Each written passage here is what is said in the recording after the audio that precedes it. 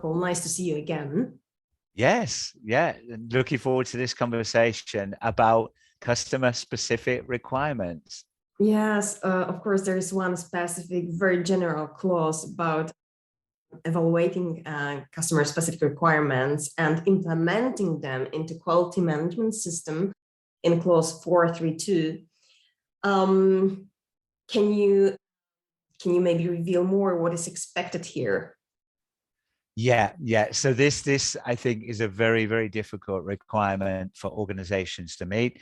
And we've been noticing over the last couple of years, this has been going up the listing of major nonconformities. I think more and more problems are being found against this.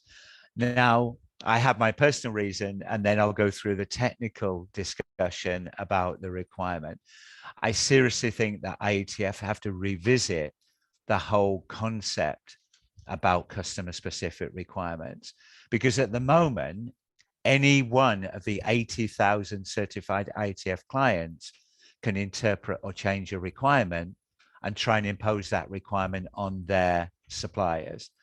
And surely that's wrong, because it makes it very difficult then for third-party auditors not only to audit against the IATF requirements, but also to audit the effective implementation of customer-specific requirements. So I hope very much in the revision of IATF, they will do some serious thinking about what is truly meant by a customer-specific requirement. However, it's not going to go away in the short term. So what an organization has to do is ask some basic questions. Who are our automotive customers?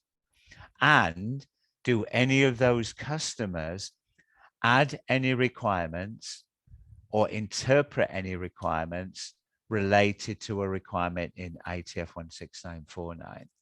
And if the answer is yes, then how do we capture those requirements from the customer? How do we review those requirements from the customer? And how do we ensure that those requirements are implemented within the relevant quality management system process? And then in our own audit system, how do we verify that the customer specific requirements are effectively implemented? So it's really onerous, particularly on a tier one supplier that has multiple OEM customers. There can actually be an army of people that are involved in this very subject, because it's a massive job to look through all of these customer specific requirements, compare where do we cover them in our own quality management system, and create a matrix or equivalent to demonstrate that. So it's very easy, low-hanging fruit for an auditor to better say, oh, you supply Volkswagen, you supply Ford. And then they bury themselves in the detailed customer specific requirements. And it's a bit like control plan. If you dig deep enough, you'll always find a problem where an organization hasn't got access to the relevant specification, they haven't read the detail of that specification, and they haven't implemented the relevant controls within the relevant process. So I am not surprised in any way, shape, or form that this is in the top 10 major nonconformants. I'm only surprised why it was major, because it's so basic, so much incorporated into IATF. Almost on every corner you can find customer specific requirements. Yeah. And here, having a major, to just a general point about customer specific requirements, indicates that there are really big problems in the quality management system for managing CSRs. Yeah, and I think that's true. This requirement was only introduced in 2016. If we look back to the old ISO TS, there was not really a one catch-all requirement about customer-specific requirements.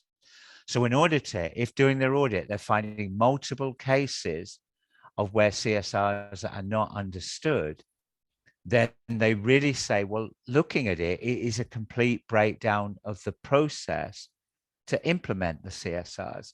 So a number of minor nonconformities effectively then give indication of the system breakdown of a major nonconformity.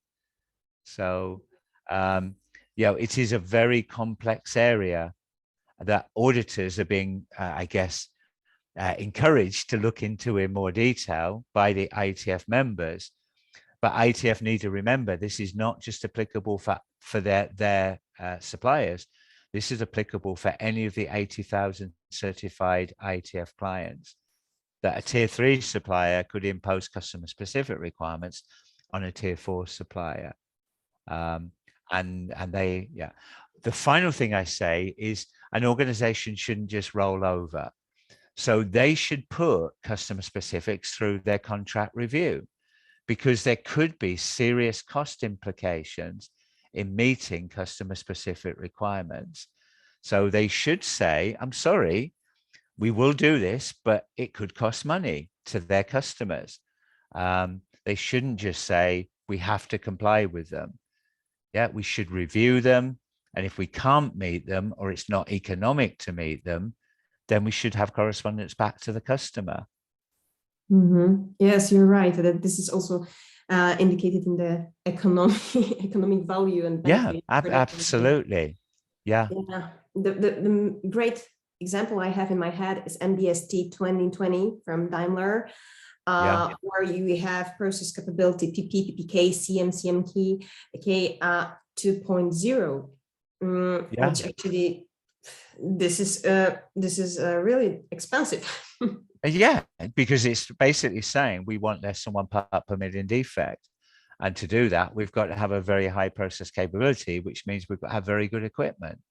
And that is not cheap. So no, there is definitely cost implications in being able to meet some of these customer specific requirements.